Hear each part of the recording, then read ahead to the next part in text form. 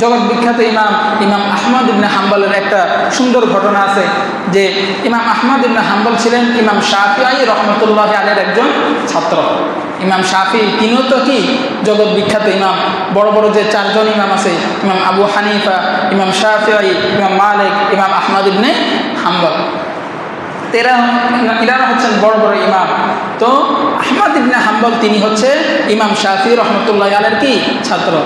একবার এই ইমাম শাফিঈ রহমতুল্লাহ আলাইহি আহমদ ইবনে হাম্বলকে চিঠি লিখলেন যে অনেকদিন হয়েছে তোমার সাথে কোনো ধরনের দেখা সাক্ষাৎ হয় না, তুমি আমার এলাকায় আসো, আমার ঘরে আসো, আমার আতিথেয়তা কি করো, গ্রহণ করো।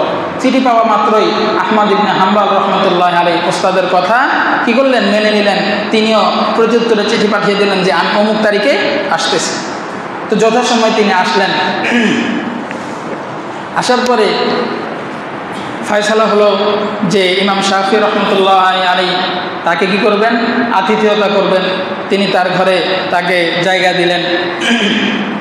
তো খাবারের যখন সময় হলো তার সামনে খাবার দেওয়া হলো। কার সামনে?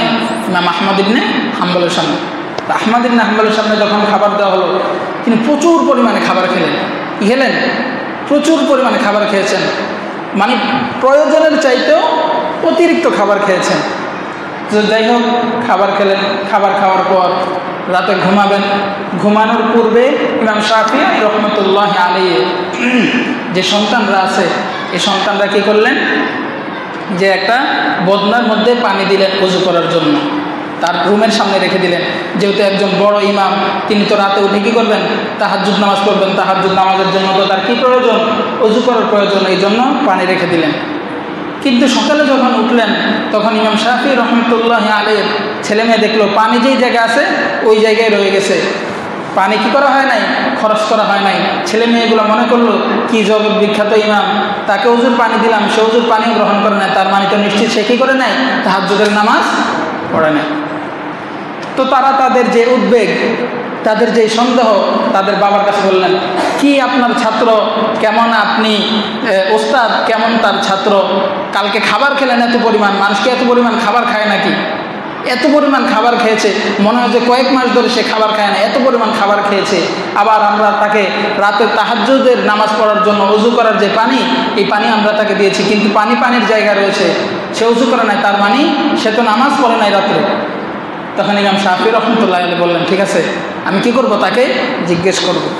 ইমাম শাফিঈ রহমতুল্লাহ আলাইহি আহমদ ইবনে হাম্বলকে গিয়ে জিজ্ঞেস করলেন যে কবে থেকে তোমার এই অবস্থা, যে তুমি রাতে তাহাজ্জুদের নামাজ পড়ো না, আবার খাবার পেলে এরকমভাবে খাওয়া, মনে হয় যে দীর্ঘ কতদিন ধরে তুমি না খাওয়া। তখন আহমদ ইবনে হাম্বল রহমতুল্লাহ আলাইহি বুঝে ফেললেন।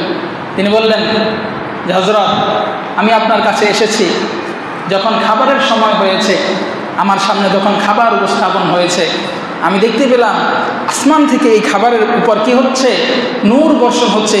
এই নূরের আলোয় চারদিক আলোকিত হয়েছে। এত নূরওয়ালা খাবার, এত বরকতপূর্ণ খাবার আমি কি করতে চাই নাই, মিস করতে চাই নাই।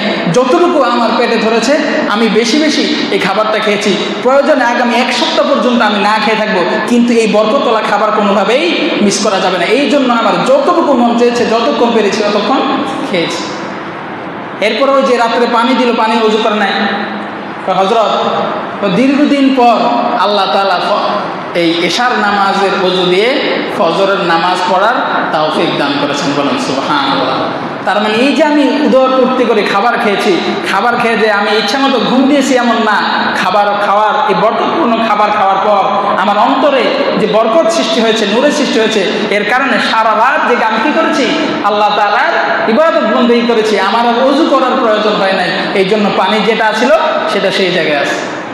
তাহলে সম্মানিত হাজির, এই হচ্ছে হালাল রিজিকের কি বরকত।